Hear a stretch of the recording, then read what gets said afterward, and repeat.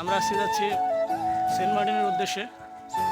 তো আমরা কক্সবাজার এসেছিলাম, 2 দিন থাকলাম, কারণ এখান থেকে সরাসরি যাওয়াটা টাফ হয়ে যাবে।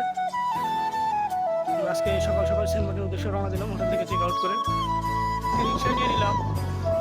30 টাকার বিনিময়ে এখন আমরা যাচ্ছি ঘাটের উদ্দেশ্যে। এখান থেকে আমাদের শিপে ছেড়ে যাবে। আমাদের টিকিট, অগ্রিম টিকিটে কাটা ছিল 1 মাস আগে। টিকিটটা লিঙ্কটা আপনাদের কাছে পৌঁছে দেবো। আমার সরাসরি ঢাকা থেকে না আসার কারণ হচ্ছে, সরাসরি ঢাকা থেকে এসে 7টা বাজের শীত ধরাটা খুব টাফ হয়ে যাবে। আপনারা চাইলে ঢাকা থেকে সরাসরি আসতে পারেন। সায়দাবাদ, আরামবাগ, গাবতলী থেকে বিভিন্ন গাড়ি ছেড়ে আসে। নন এসিতে ভাড়া পড়বে 900 থেকে 1100 টাকার মধ্যে, এবং এসিতে যদি নিতে চান তাহলে আপনাকে 1100-র বেশি দিতে হবে। এবং স্লিপারও রয়েছে এই রুটে, সেগুলোর ভাড়া পড়বে 2200 পর্যন্ত। চলুন যাওয়া যাক। কক্সবাজারের সকালের সুন্দর দৃশ্য দেখতে দেখতে আমরা চলে যাই দুনিয়াছড়া জেটিঘাট পর্যন্ত।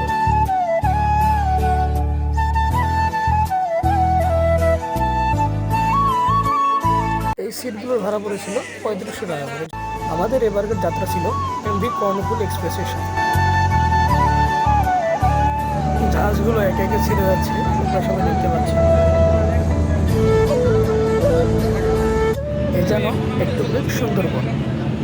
এই গাছপালায় ঘেরা এই নদীর বুক চিরে ছুটে চলেছে আমাদের এমভি কর্ণফুলী এক্সপ্রেস সাগরের উদ্দেশ্যে, যেখান থেকে আমাদের সেন্ট মার্টিনের আসল যাত্রা শুরু হবে। এবং আসল এক্সাইটমেন্ট আমাদের সেখান থেকেই শুরু হবে। একটা কথা জানিয়ে রাখতে চাই, জাহাজে খাবারের দাম হয় কিন্তু ডাবল। আমরা খেয়ে আসিনি, যার কারণে এখান থেকে আমাদের খেতেই হবে, কিছু করার নেই। 200 টাকা করে জনপ্রতি এই খিচুড়ি প্যাকেটটা নিয়ে দিলাম। খাবার শেষ করে চলে আসলাম সাগরের সেই সুন্দর অপরূপ দৃশ্য দেখতে। সুবহানাল্লাহ, আল্লাহ পাকের সৃষ্টি কত সুন্দর হয়। এবং পাহাড়ের সেই উঁচু নিচু আঁকাবাঁকা পথ দূর থেকেই দেখা যাচ্ছে। সেই পাহাড়গুলো বঙ্গোপসাগরের বুক চিরে ছুটে চলা এমভি কর্ণফুলী এক্সপ্রেসের গন্তব্য হচ্ছে সেন্ট মার্টিন দ্বীপ। চলুন দেখা যাক আল্লাহ পাকের সেই অপরূপ সৃষ্টি।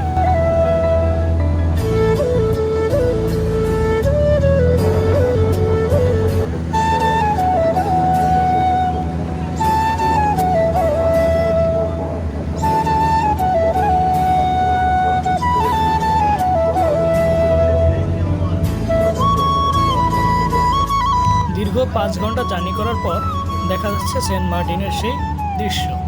সুবহানাল্লাহ, সুবহানাল্লাহ, সুবহানাল্লাহ। আর এখান থেকে আমাদের যেতে আরও 1 ঘন্টা সময় লাগবে জেটিঘাট পর্যন্ত পৌঁছাতে। আলহামদুলিল্লাহ, অবশেষে আমরা সেন্ট মার্টিন জেটিঘাটে এসে পৌঁছালাম। আমাদের আগে এসেছে এমভি বারো আউলিয়া, কারণ সে আমাদের কিছুক্ষণ আগে ছেড়েছিল। সেন্ট মার্টিনের যেটা সবচেয়ে বড় সমস্যা, সেটা হলো হোটেল ভাড়া নিয়ে। এখানে মাত্র 600 টাকার বিনিময়ে 2 জনের ডাবল বেডের একটি রুম পেয়ে গেলাম আমরা 1 রাতের জন্য। 2টো বেডের সাথে রয়েছে একটি আইকমোড এবং একটি ড্রেসিং টেবিল। সেন্ট মার্টিন আসছেন, মাছ খাবেন না তা হলো, তবে একটু দাম দর করে নেবেন।